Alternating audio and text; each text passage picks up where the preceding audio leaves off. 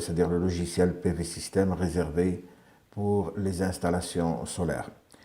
Alors, une fois on ouvre le PV System, d'accord, nous allons aboutir à une première page. Donc, je vais vous montrer la première page normalement à laquelle on aboutit. Couplé au réseau, c'est ce qu'on a vu la dernière fois, c'est-à-dire le on-grid. Vous avez l'isolé avec batterie, c'est ce que nous allons traiter aujourd'hui, l'installation off-grid. Et nous ferons prochainement l'installation pompage solaire. Comme ça, nous aurons traité les trois systèmes importants. Alors, nous allons, c'est-à-dire ouvrir le système isolé avec batterie. Alors, une fois nous ouvrons, bien sûr, vous avez ici les fenêtres principales. Donc, la première fenêtre, qu'est-ce qu'elle nous demande? Elle nous dit, veuillez choisir, c'est-à-dire, elle nous demande de choisir un nouveau dossier. Hein, c'est la première des choses à faire. Donc, nous allons choisir notre premier dossier. On appuie ici. Donc, on va donner un nom au projet. On va mettre, par exemple, projet. Donc, je mets projet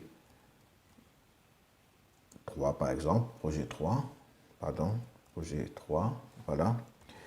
Alors, une fois que nous avons, c'est-à-dire défini le nom du projet, nous allons définir la zone où nous allons installer notre projet. D'accord? Donc, ici, il me dit veuillez choisir le site géographique. Alors, pour choisir le site géographique, il y a deux méthodes, bien sûr. La méthode la plus simple, c'est-à-dire que nous allons partir directement ici vers la carte géographique internationale. Sur cette carte géographique, nous allons choisir, bien sûr, la zone où nous allons mettre notre projet. Alors, je vais choisir, puisque je suis au Maroc, donc je vais prendre le Maroc comme zone. Voilà, ici. Je vais agrandir, une fois, c'est-à-dire je sélectionne la carte du Maroc, j'agrandis, et puis j'essaie c'est-à-dire de chercher la ville où je veux installer mon projet. Donc, je vais l'installer à Agadir. Donc, je mets ici, voilà, je clique sur ce point, Agadir. Et une fois j'ai cliqué sur Agadir, d'accord, je vais valider pour sélectionner cette ville. Je valide. Et voilà, une fois j'ai validé, bien sûr, on me donne les coordonnées géographiques de la ville en question. On me donne la latitude, la longitude et latitude. D'accord? Bien sûr, ici, on me dit, c'est-à-dire, si j'ai, par exemple, ici, plus, ça veut dire je suis dirigé vers le nord. Si j'ai ici moins, ça veut dire je suis dirigé vers l'hémisphère sud. Donc ici, la latitude, je suis positif, la longitude, je suis négatif, et ainsi de suite.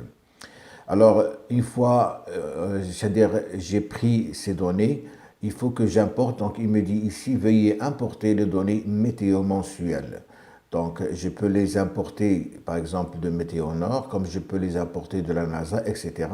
Donc, je mets ici importer.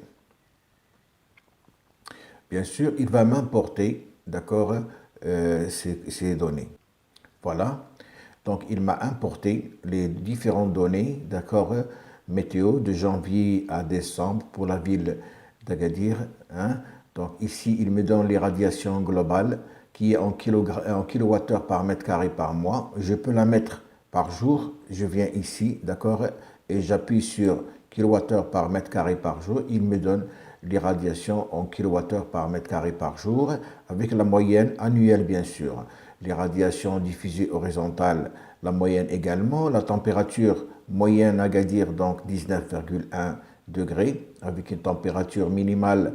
Ici, on voit que, c'est-à-dire les températures minimales 13,4 degrés en janvier.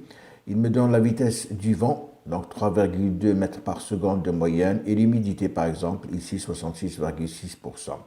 Donc voilà un peu, c'est-à-dire les différentes données, d'accord, de la ville d'Agadir. Ça, c'est une première méthode. Nous pouvons, c'est-à-dire faire une deuxième méthode, au lieu de, c'est-à-dire j'annule ici. Je peux prendre une deuxième méthode, c'est-à-dire je viens ici sur ce fichier, ouvrir un site donné. Donc je vais cliquer sur ce site.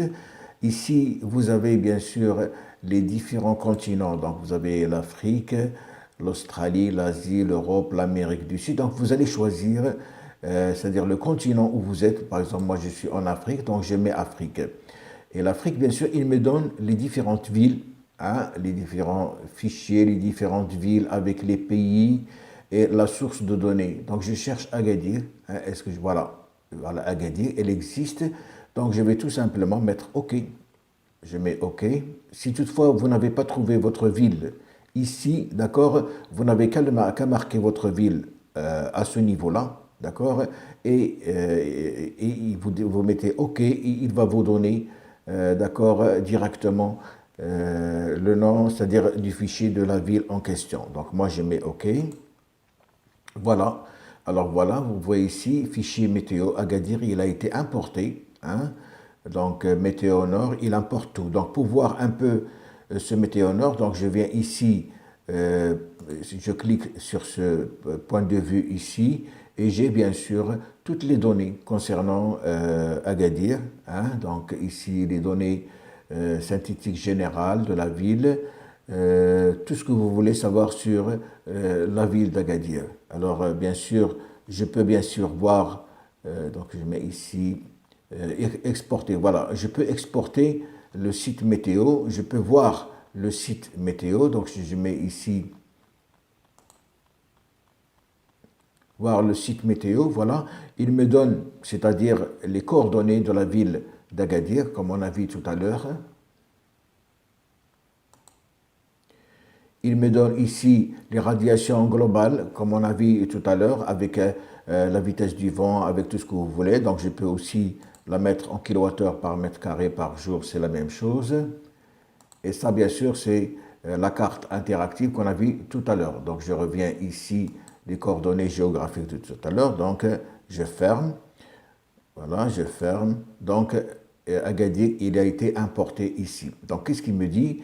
Il me dit fichier météo sélectionné Agadir, veuillez sauver le projet. Donc je dois sauvegarder mon projet, comme ça je vais garder ces données ici. Donc je vais sauvegarder mon projet. Voilà, sauvegarder mon projet.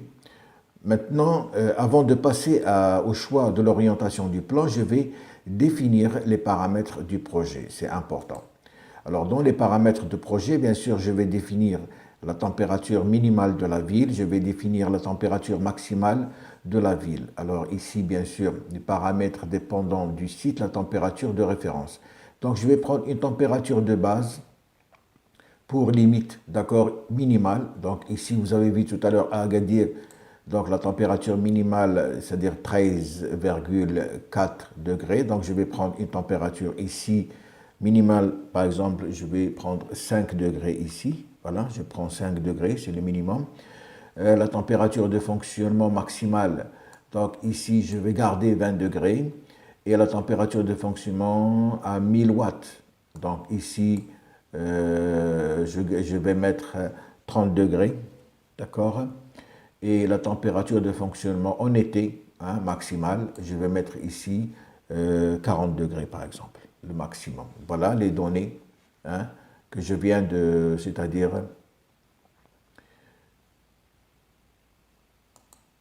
alors ici, la température de fonctionnement en hiver pour VMPP max. Pour VMPP max, donc ici, peut-être 30 degrés, voilà.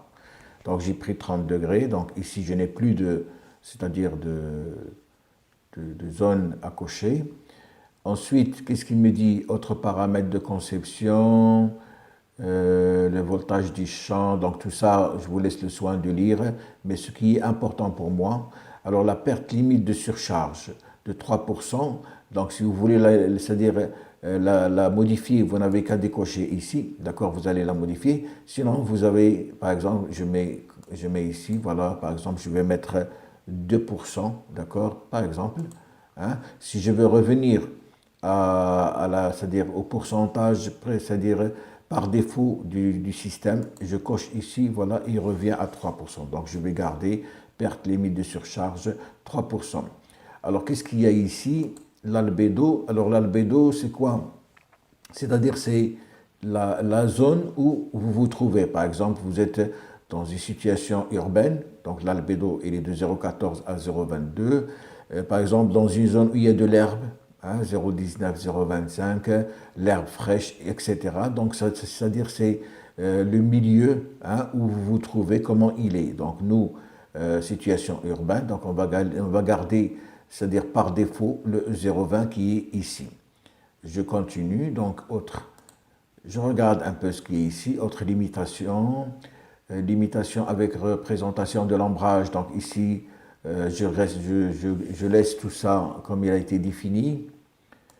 Les références, donc météo, défaut, maximum, surcharge, donc je garde tout ça. Le plus important, c'est l'albédo et puis les conditions de température, parce qu'avec ces conditions de température, nous allons définir la tension maximale. Et je mets OK.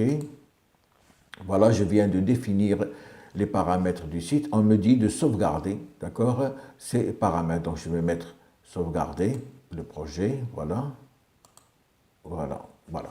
Alors maintenant, j'ai terminé avec cette première zone. Je vais passer à l'orientation du plan. Donc, je lis toujours ce qui est marqué ici.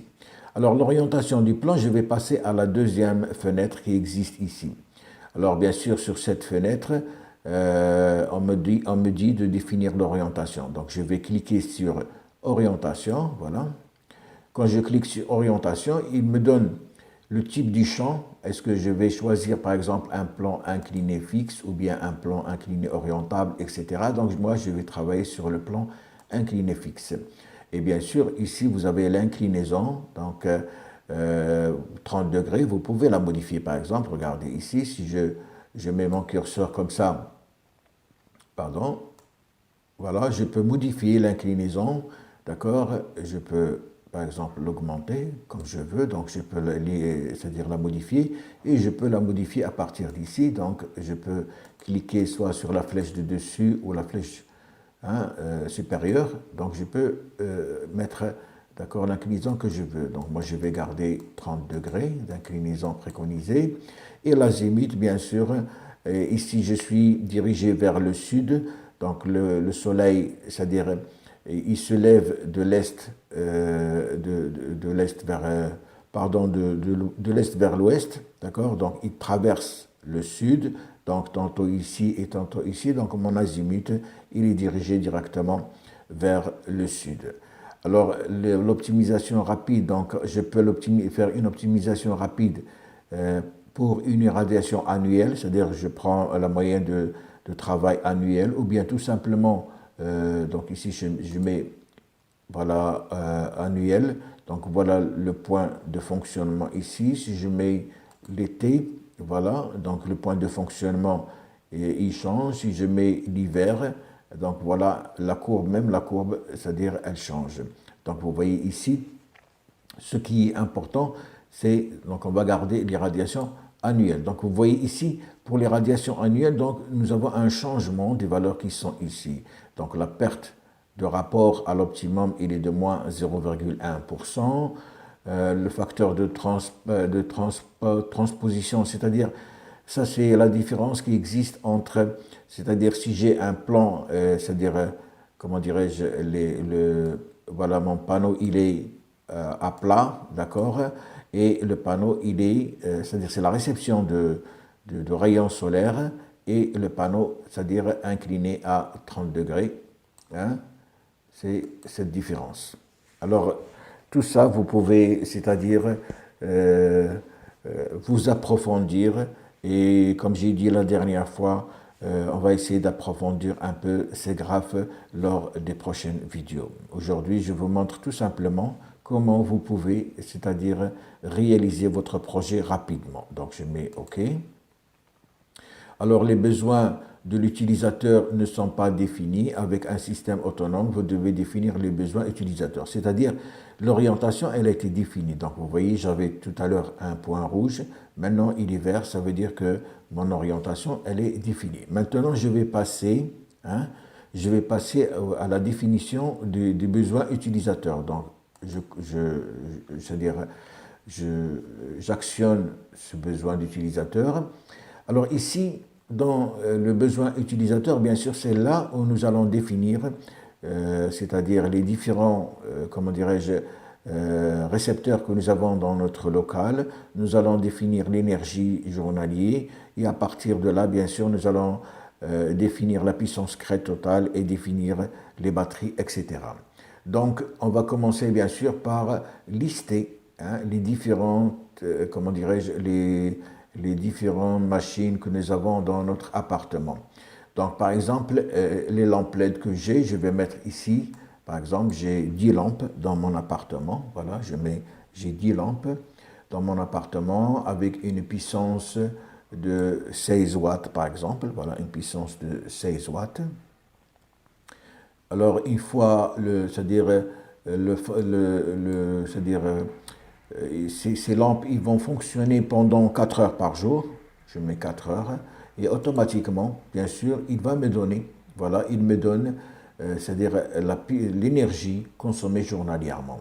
Alors ici, la télévision, bon, j'ai par exemple une télé, voilà, j'ai une télé, d'accord, d'une puissance de 45 watts par exemple, 45 watts. Et elle va fonctionner pendant également 4 heures par jour.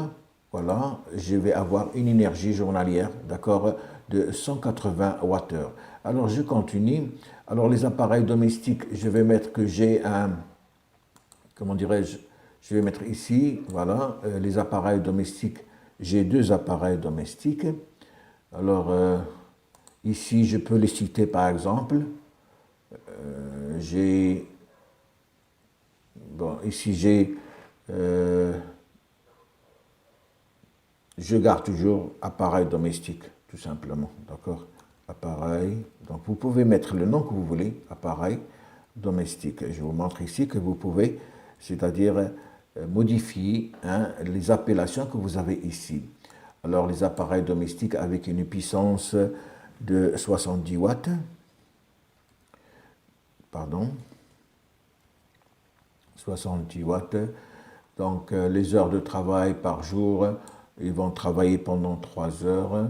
Voilà, je me retrouve avec 420 Wh. Alors, frigo, congélateur, j'ai un frigo avec un frigo congélateur. Alors ici, la différence, on me dit, c'est-à-dire il faut donner, c'est-à-dire cette puissance, ce n'est pas une puissance, mais une énergie. Donc, nous allons supposer que nous avons une énergie, par exemple, de 3 kWh par jour. Donc, je mets 3 kWh par jour. Donc, ça veut dire que j'ai ici 3000 Wh.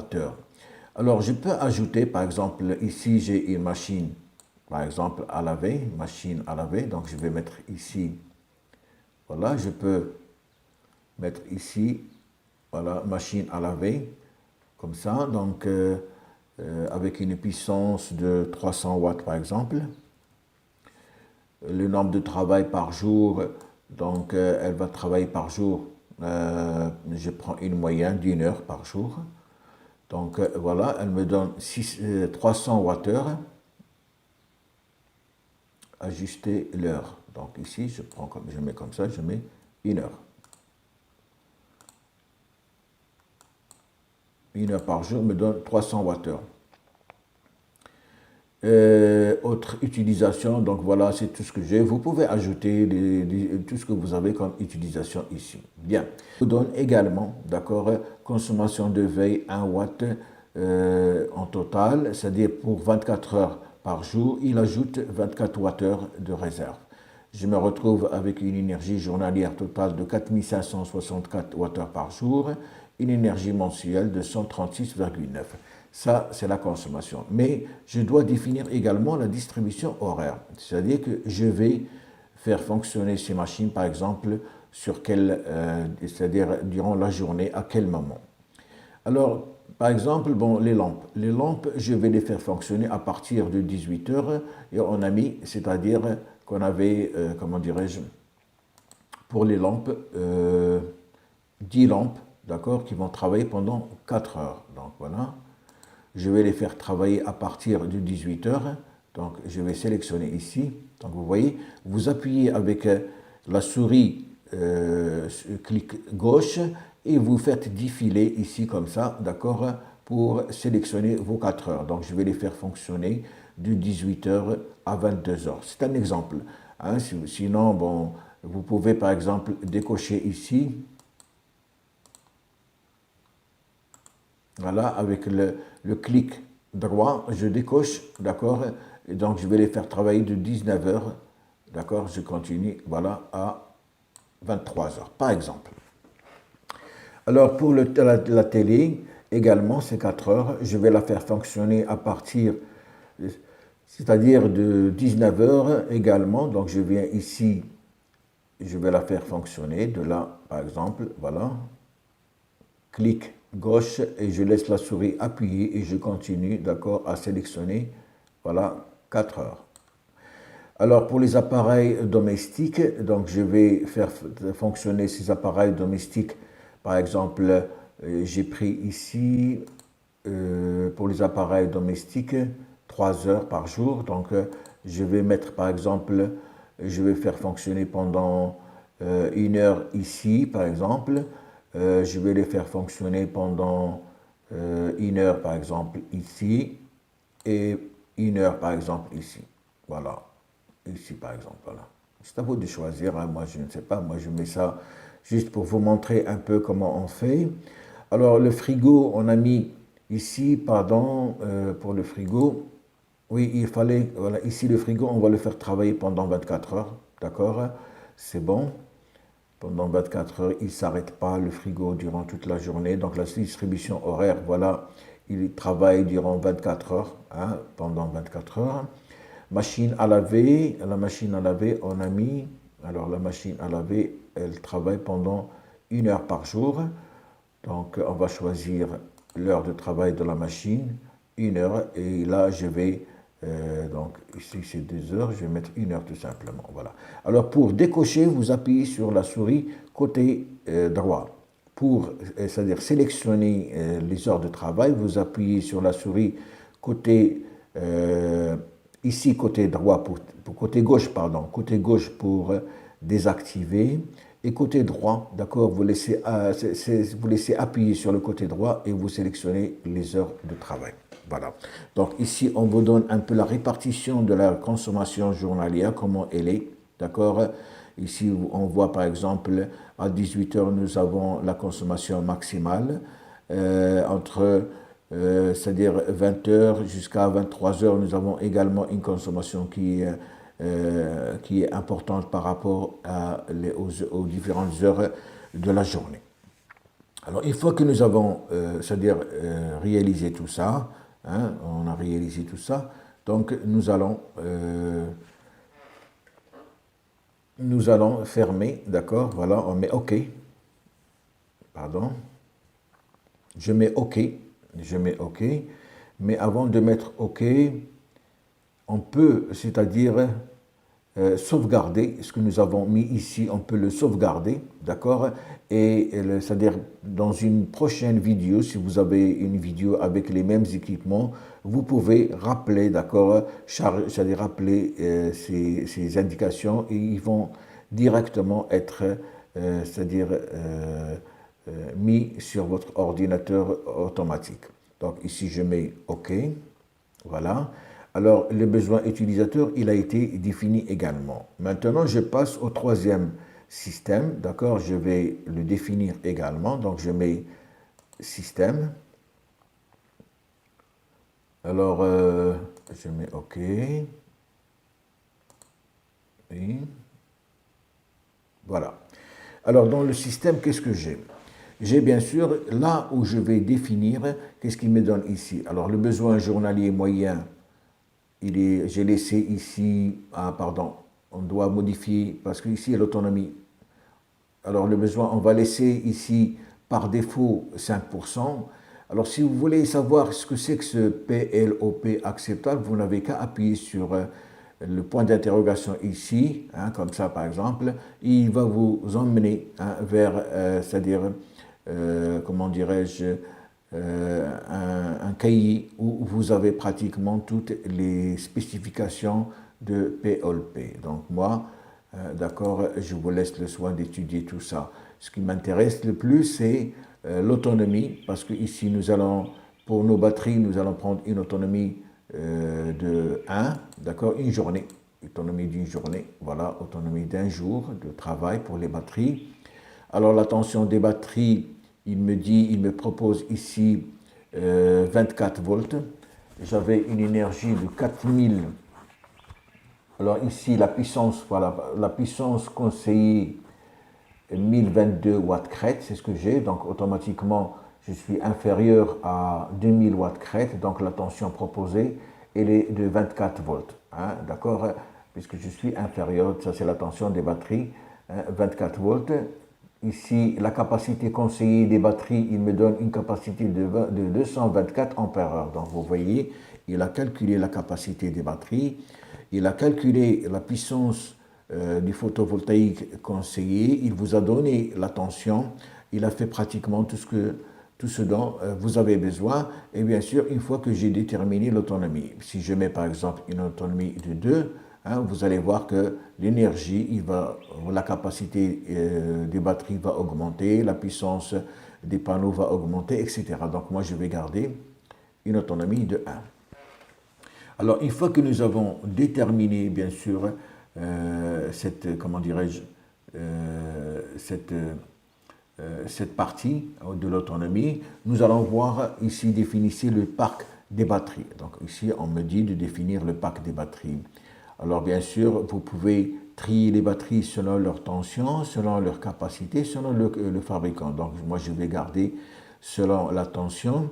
Ici, vous avez par exemple, soit vous prenez tout, c'est-à-dire par fournisseur si vous voulez, par marque. Donc vous avez universel, générique, etc. Donc ici les différentes marques de batteries que vous pouvez avoir, voilà, Electrica, etc. Donc vous pouvez choisir ce que vous voulez. Donc moi je vais garder universel. Et ici on vous donne, alors ici on vous donne bien sûr toutes les technologies. Donc vous pouvez prendre lithium-ion ou bien plomb acide. Donc nous allons prendre plomb acide, d'accord? Et bien sûr, une fois que j'ai choisi le plomb acide, ici il me donne, d'accord, les différents types de batteries. Donc je vais choisir un type de batterie. Ici, dans Universel, je n'ai qu'un seul type de batterie, 200 ampères-heure, 12 volts. Donc je vais voir d'autres fournisseurs. Donc je prends générique ici. Qu'est-ce que j'ai? Je n'ai pas de batterie de 24 volts, puisque, pardon, je n'ai pas, voilà, je vais prendre des batteries de 12 volts. La tension de travail, elle est de 24 volts, mais les batteries de 12 volts.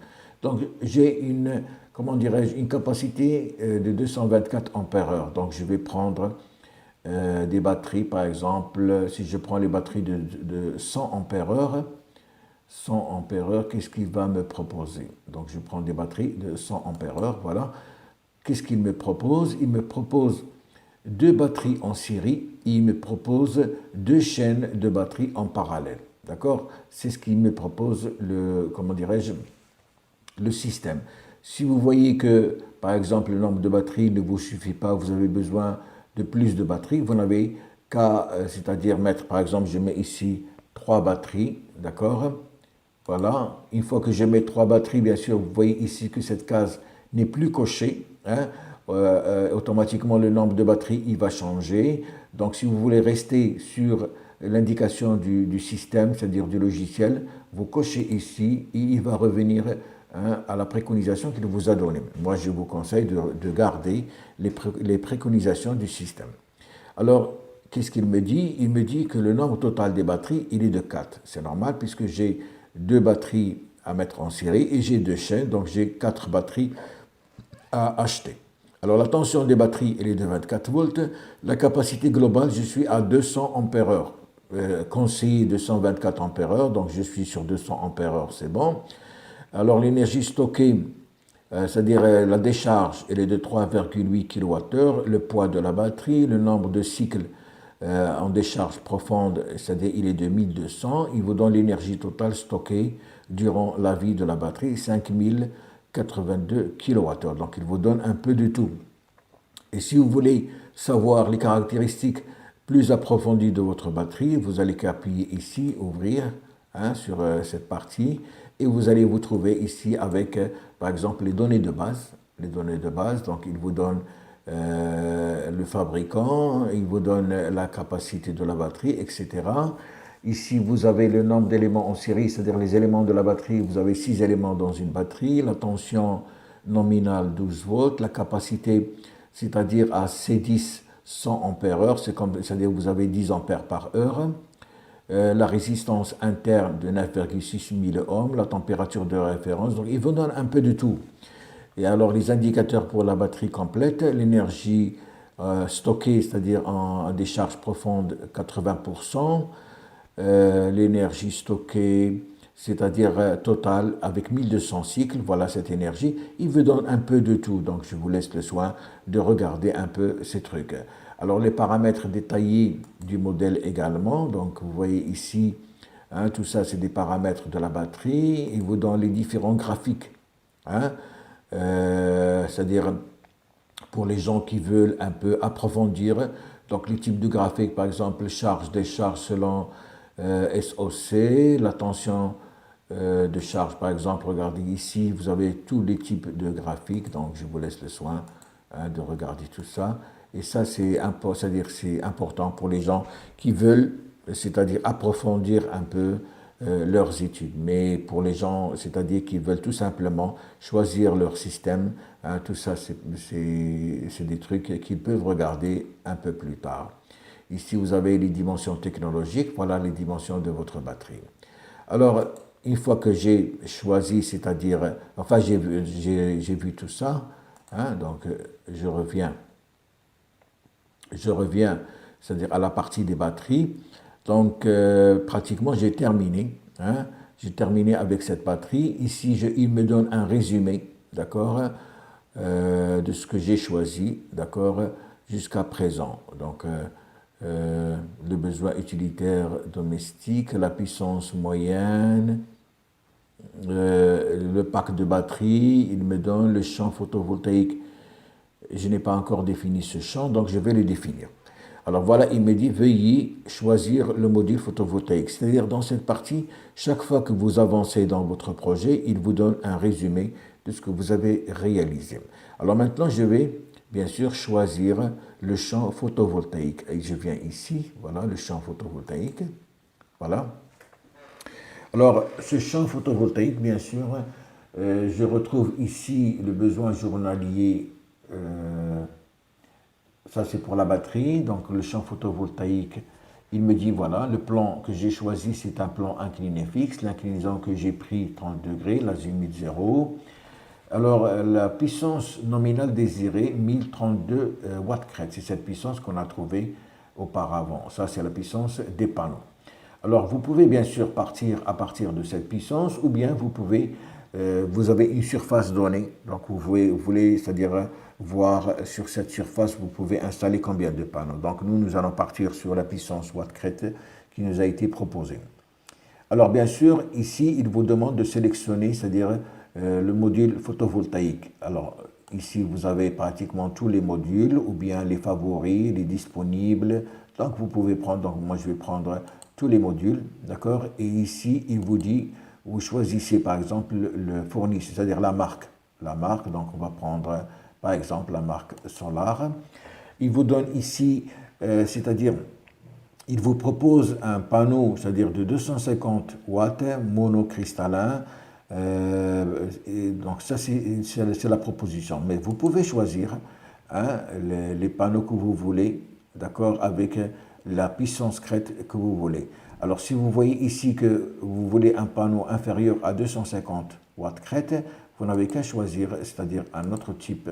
Par exemple, je prends ici, voilà, il me dit un panneau de 185 watts crête. Donc je peux prendre 190, je peux prendre 200 watts crête. Donc on va choisir par exemple un panneau de 200 watts crête. Voilà. Si je choisis un panneau de 200 watts crête, je peux venir ici, ouvrir, et il me donne pratiquement toutes les caractéristiques de ce panneau, à savoir, c'est-à-dire les spécifications du fabricant, le courant de court-circuit, l'IMPP, etc. Il vous donne ici les caractéristiques, c'est-à-dire le VOC, il vous donne, voilà ici la température, c'est-à-dire le coefficient de température à 25 degrés par degré. Il vous donne ici, par exemple, le coefficient de température pour le courant, il est de 1,8 mA par degré. Il vous donne un peu de tout. Donc ici, vous avez pratiquement toutes les données. Vous avez également les dimensions technologiques, c'est-à-dire voilà, la longueur, la largeur, l'épaisseur. Il vous donne ici le nombre de cellules en série. Vous avez 72 cellules.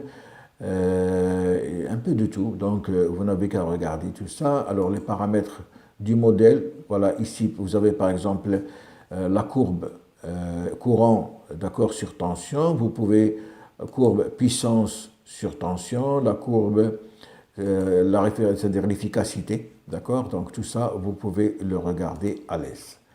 Ici, les données additionnelles, supplémentaires. Donc, tout ça, comme j'ai dit tout à l'heure, je vous laisse le soin de regarder tout ça bien, c'est-à-dire avec la tête reposée, ici en fonction de l'irradiance. Voilà. Donc, les données de base qui nous intéressent le plus, je mets, donc je reviens, d'accord.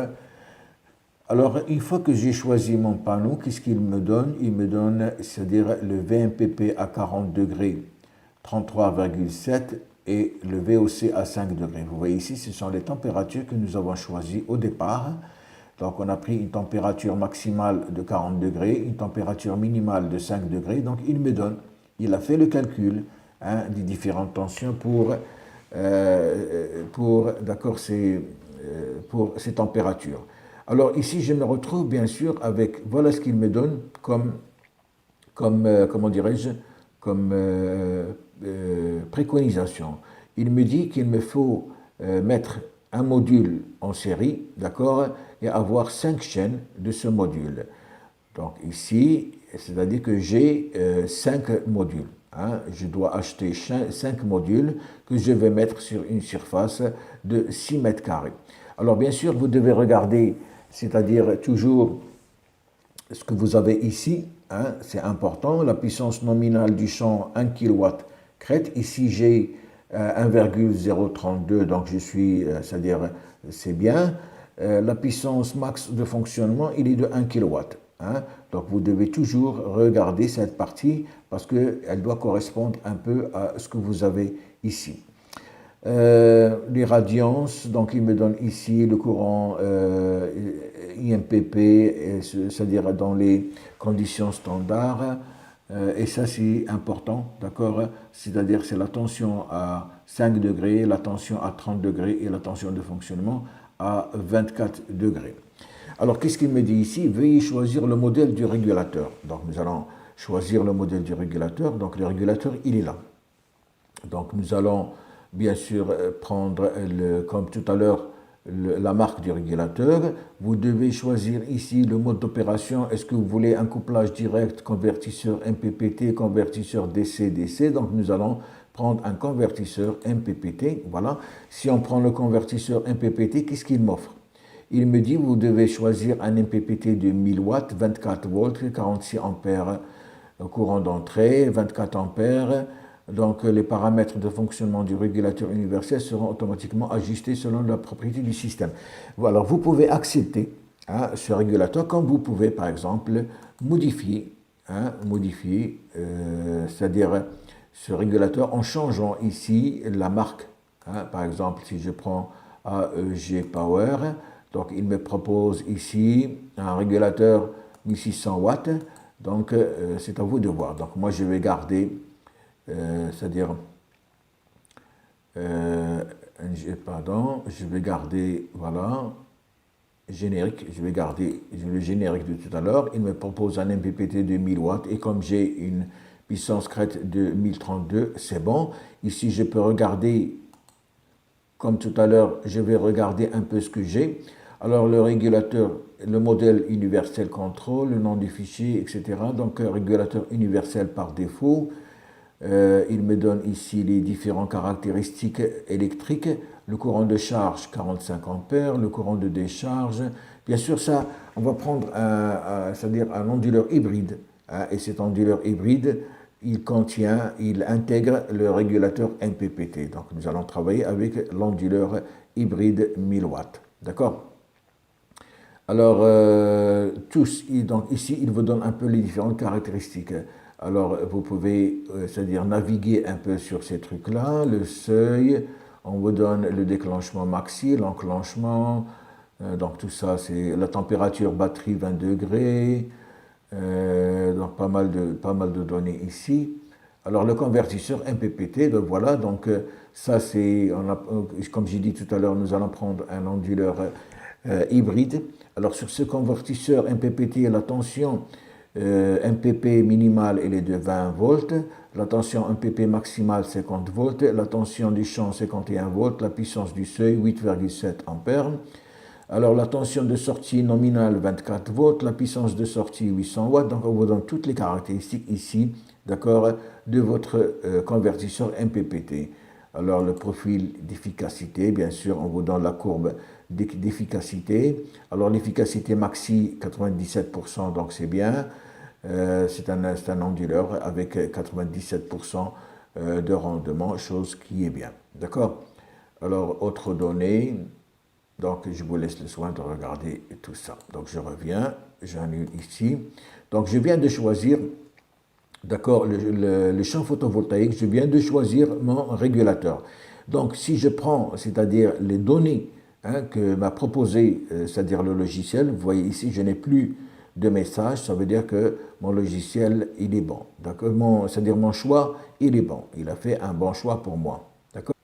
Donc une fois que j'ai choisi tout ça, vous allez voir ici, donc les besoins utilitaires, donc vous avez la puissance moyenne 150 watts, l'énergie par jour 4,56 kWh. Pour le pack des batteries, vous avez deux batteries en parallèle de 24 volts, capacité 200 ampères heure, autonomie 0,8 un jour, donc un jour, une autonomie d'un jour, d'accord, avec les données que m'a proposées, donc c'est un jour. L'énergie stockée 3,84 kWh, le champ photovoltaïque, vous avez besoin de 5 chaînes de 1 module, puissance totale 1000 watts crête. L'énergie moyenne par jour 4,44 kWh. Alors le régulateur universel puissance 800 watts, le convertisseur seuil donc 1,25. D'accord? Donc une fois, voilà, je viens de choisir pratiquement toutes les données nécessaires pour mon, comment dirais-je, pour mon système. Alors, tous ces facteurs, ils ont été définis selon un schéma simplifié proposé par, c'est-à-dire le système. Donc ça, c'est le schéma de fonctionnement.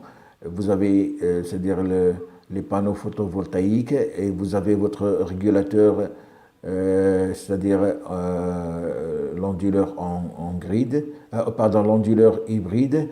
Vous avez un groupe de secours qui est installé ici. Vous avez le pack des batteries et vous avez l'utilisation. Donc ça, c'est un schéma type sur lequel se base, c'est-à-dire le logiciel.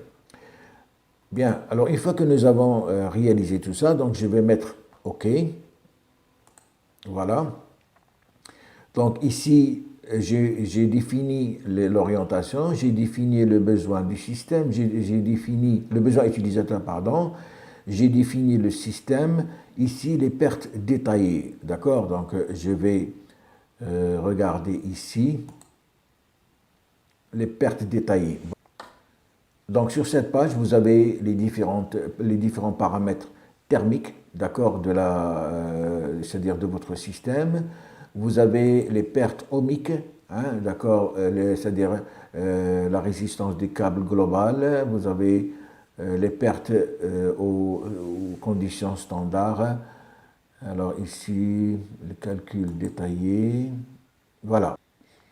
Donc ici, il vous donne, c'est-à-dire la section du câble à utiliser, 2,5 mm², d'accord, donc veuillez spécifier la longueur totale des câbles. Donc nous allons par exemple spécifier la longueur, je vais prendre la connexion chaîne module par exemple, je vais prendre 4 mètres, Je mets 4 mètres ici.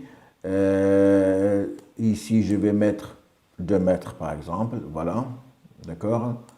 Alors, il me donne la section du câble nécessaire. Elle est de 2,5 mm carré. Donc, par circuit, ici, il vous donne même le courant. D'accord? Il vous donne la résistance.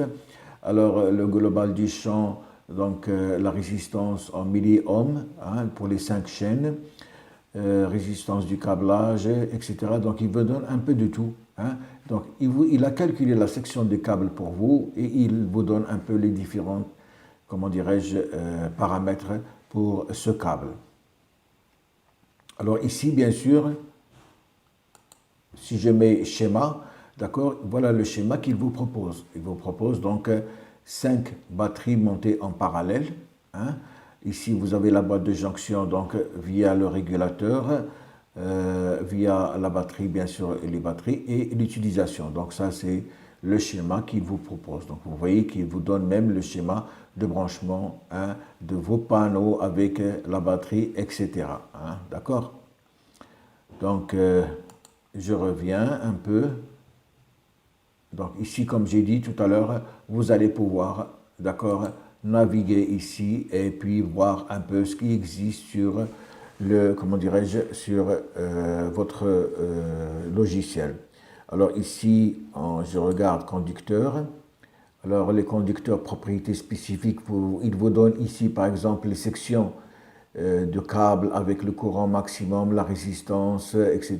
Donc par exemple 2,5 mm qu'il a proposé, voilà le courant maximum, il est de 24 ampères, la résistance 7,5. Voilà, vous avez choisi par exemple le câble ici, il est en cuivre, voilà c'est-à-dire la résistivité 18,8. Donc vous voyez qu'il vous donne un peu de tout ici. Hein. Vous avez pratiquement toutes les données nécessaires pour votre installation.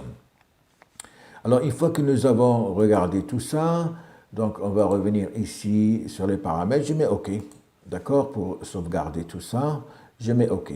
Alors ici, ça, ce sont les paramètres principaux, si vous voulez, que nous avons étudiés. Ici, vous avez des paramètres optionnels, donc par exemple l'horizon, l'ombrage. Bon, l'ombrage, c'est à vous de voir qu'est-ce qu'il y a comme ombrage autour de votre, c'est-à-dire de votre, comment dirais-je, de votre zone d'implantation de votre, comment dirais-je, de votre station. Bien. Alors, ici, il me dit, voilà, nous sommes prêts pour la simulation. D'accord? Je vais sauvegarder quand même ce que je viens de faire avant de lancer la simulation. Donc, je mets sauvegarder, d'accord? Voilà, j'ai sauvegardé un peu tout ce que j'ai fait. Hein, comme ça, il faut toujours sauvegarder ce que vous faites pour ne pas avoir de problème par la suite. Donc, je vais lancer la simulation, puisqu'il me dit que je suis prêt pour la simulation. Je lance la simulation.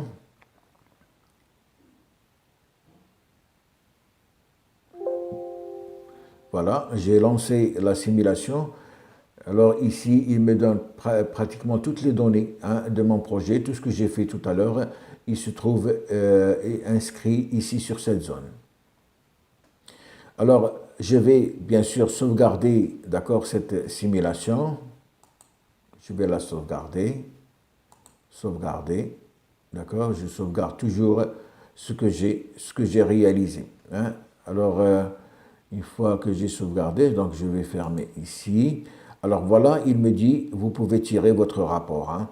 Simulation effectuée, donc je peux tirer mon rapport. Je vais appuyer ici. Donc le temps qui c'est-à-dire se charge. Vous voyez ici le résumé, donc la production, la productibilité, l'indice de performance 0,706, la production, les pertes. Donc vous avez ici tout le résumé, d'accord, les résultats principaux de ce que vous avez réalisé. Hein, donc c'est important. Vous voyez que le programme, il a réalisé tout pour vous. Hein, il suffit de faire entrer les données et vous allez avoir pratiquement tous les résultats principaux, d'accord, de votre installation. Voilà, donc le rapport, donc il y a 7 pages sur ce rapport, d'accord, donc ici, donc ici, il vous donne un peu toutes les données, d'accord, toutes les données nécessaires. On peut, c'est-à-dire agrandir ici, voilà, pour bien lire ce que vous avez. Donc, il vous donne pratiquement ici la latitude, la longitude, ce que vous avez fait depuis le départ, d'accord, de votre rapport.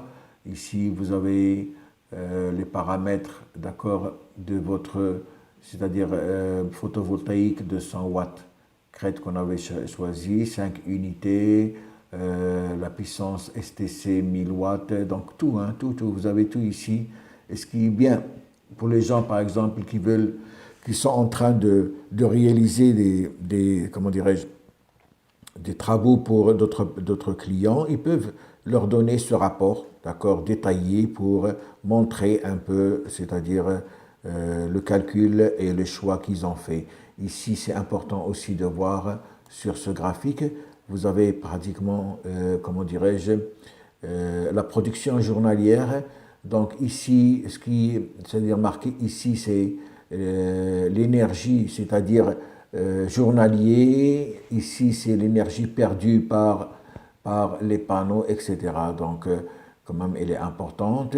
Et bien sûr, ici, un résumé de l'efficacité de votre installation. Donc, ici, bien sûr, c'est le diagramme de toutes les pertes. Hein, vous pouvez le regarder bien à l'aise. Il vous donne un peu les différentes pertes dues au panneau, dues au régulateur et dues aux différents organes. Voilà, donc ce rapport, vous pouvez le tirer, bien sûr, et le donner à votre client. Alors, avant de terminer, une chose que je vous demande, c'est de donner un peu plus de temps à ce système, à ce PV système. Moi, je vous ai montré tout simplement, c'est-à-dire la façon pratique pour réaliser votre projet, sans rentrer un peu dans les détails. Mais vous, je vous conseille, surtout pour les gens, pour les étudiants par exemple, pour les gens qui veulent approfondir un peu c'est-à-dire leurs études, de regarder un peu plus en approfondi ce qui existe sur ce logiciel. Alors bien sûr, vous pouvez sauver le document en PDF, comme vous pouvez l'imprimer, comme vous pouvez l'exporter par exemple sur un autre fichier, etc. Donc ici, vous avez les différentes façons de sauvegarder votre fichier. Voilà, donc c'était un aperçu un peu sur comment réaliser un projet off-grid, d'accord, d'une manière professionnelle et simple. Alors, je vous demande de vous abonner à la chaîne, de laisser un commentaire et de liker, d'accord? On verra la prochaine fois comment faire, c'est-à-dire le pompage solaire, ça aussi c'est important. Et comme ça, on aura terminé avec les 3 systèmes. D'ici là, je vous remercie et à la prochaine, Inch'Allah.